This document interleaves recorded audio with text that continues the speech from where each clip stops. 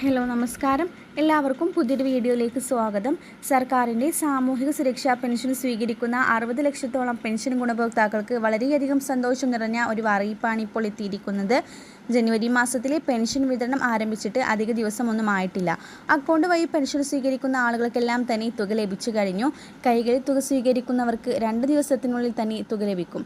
ആ സമയത്താണ് അടുത്ത സന്തോഷ വാർത്ത കൂടി നമ്മെ തേടിയെത്തിയിരിക്കുന്നത്.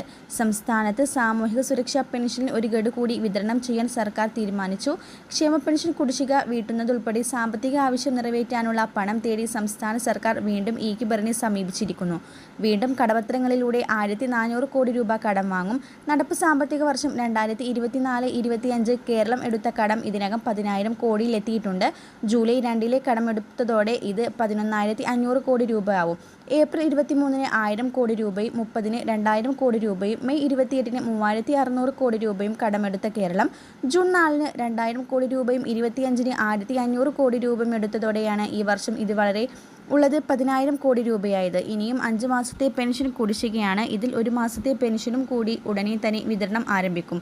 ബാക്കി തുകയും എത്രയും പെട്ടെന്ന് തന്നെ ഘട്ടം ഘട്ടമായി വിതരണം ചെയ്യുമെന്നാണ് ഏറ്റവും പ്രധാനപ്പെട്ട അറിയിപ്പ്.